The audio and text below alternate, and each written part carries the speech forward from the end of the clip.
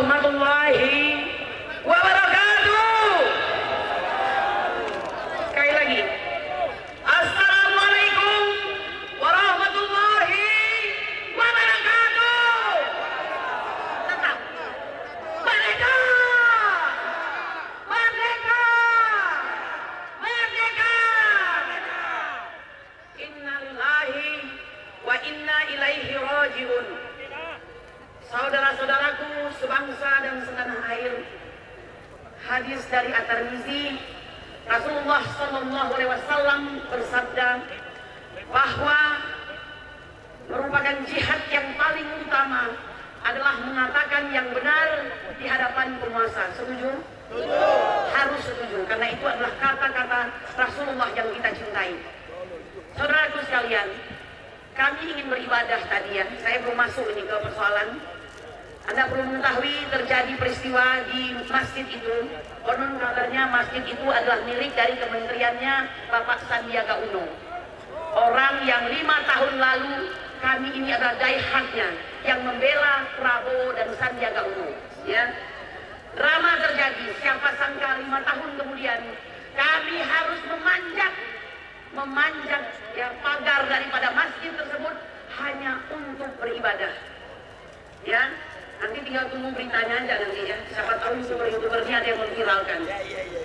Saya ingin mengatakan muak, saya muak ya melihat aparat dengan kesombongannya menjagai masjid dan tidak memperbolehkan kami beribadah. Saya ingin mengatakan ini masih negara Indonesia atau negara komunis ya. Dan saya sempat memarahi tadi Satpol PP-nya. Apa saya katakan? Gunakan seragam Anda, berdiri Anda di sana, buka gerbang, kami mau sholat, kami mau mendengarkan pengumuman, tapi kami ingin tetap melaksanakan ibadah. Betul?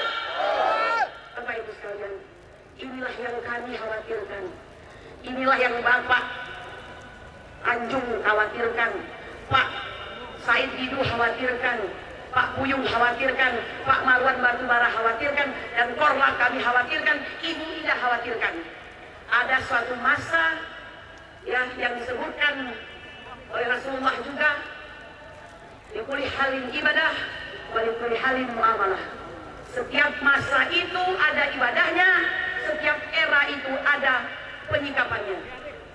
Tapi saya tidak pernah bermimpi harus bersikap di hadapan aparat yang seharusnya mengayomi, melindungi, dan melayani masyarakat dengan penuh kesombongan.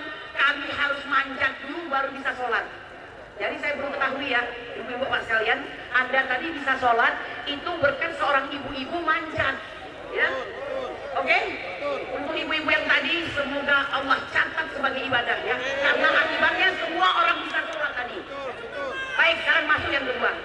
Bapak Ibu sekalian, saya tergabung dalam THN ya, jadi suka tidak suka saya pasti bicara soal hukum.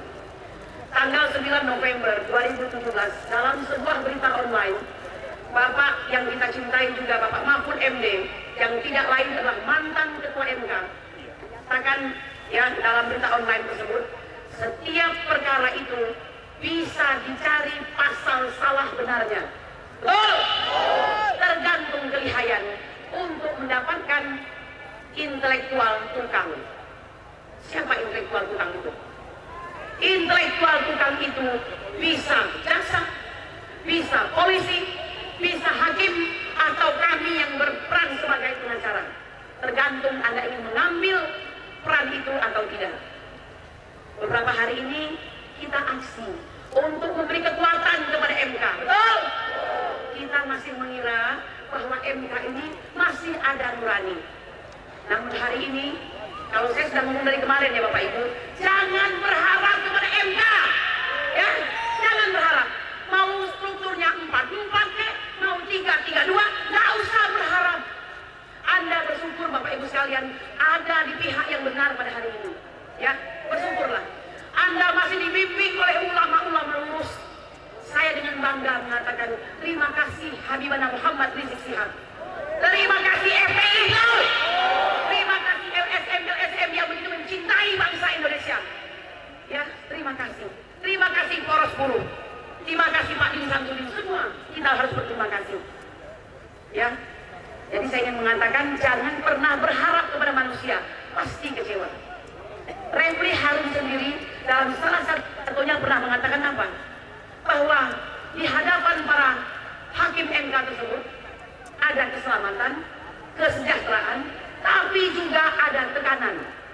Dalam salah satu podcast ya bersama Bambang Wijayanto kalau tidak salah, Bapak Hamdan Zulfa menyampaikan sudah ada yang diancam akan ditembak. Ya, nah oleh karena itu tidak ada yang salah Bapak Ibu. Perjuangan memang seperti itu. Yang salah hanya satu. Mereka tidak cukup kuat. Mereka tidak cukup berani. Tahu? Mereka tidak memilih sebuah jalan menyelamatkan bangsa Indonesia. Saya ingin mengatakan Bapak Ibu sekalian, mengapa kita ikut pemilihan? Karena pemilihan umum itu adalah radical breakthrough. 10 tahun Jokowi yang ada adalah kerusakan di bidang hukum, di bidang ekonomi, tipu menipu, betul atau tidak? Habiskan sumber daya alam, impor besar-besaran, pecah belah anak bangsa. Oleh karena itu tadinya kita berharap bahwa pemilu ini akan menjadi radical break, di mana dia berhenti dan tidak lagi berkuasa. Saya ingin pemimpin satu yang tidak jual negara. Saya ingin pemimpin yang setia. Saya ingin pemimpin yang takut akan Allah, takut akan Rasulnya, kami cinta kepada kami. Saya ingin pemimpin yang tidak suka bohong. Saya ingin pemimpin yang tegakkan hukum. Betul. Hari ini orang yang dulu kita bela memenangkannya. Inilah dramanya Allah. Nah, oleh karena itu saya ingin mengatakan belum berakhir ya. Saya menguatkan diri saya sendiri. Belum berakhir. Tetap berada di jalur komando ulama. Mengapa saya perlu tekankan ini? Kalian dahulu sedikit ya, sejarah bangsa Indonesia ini dan sejarah dunia. Semua jenderal-jenderal besar yang gagah perkasa, gagah berani dan takuti, ketika akan terjadi peperangan pasti akan lari kepada ulama. Betul? Mengapa? Karena dalam peperangan akan terjadi pembantaian, pembunuhan berdarah-darah, sehingga seorang jenderal yang hebat pun membutuhkan dari ulama. Tapi apa yang terjadi? Saya mengatakan kepada Anda pengalaman saya pribadi sebagai pembela ulama bersama TPUA, TPAI, ulama kita adalah bagian yang paling sering dihinakan, ya, paling sering dihinakan, dikatakan teroris lah dan segala macam. Hari ini saya berdiri untuk memilih perubahan karena saya menginginkan ada pemimpin negara ini yang menghargai kembali ulama. Betul?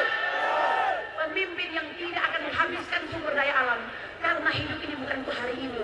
Ada anak cucu kita. Kok rakus sekali kau, ha? Ya, mohon maaf. Si asam sulfat itu, asam blegur atau asam sulfat itu?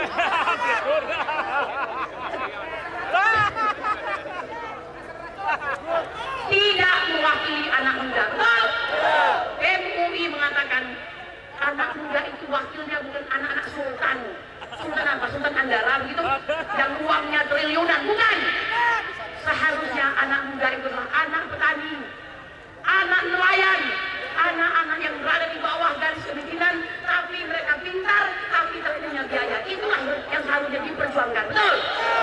Oleh karena itu, untuk mendapatkan nasran azizah, pertolongan yang kuat, untuk mendapatkan fathan mubina, kemenangan yang nyata, sesungguhnya harus ada apa namanya, imam yang adil.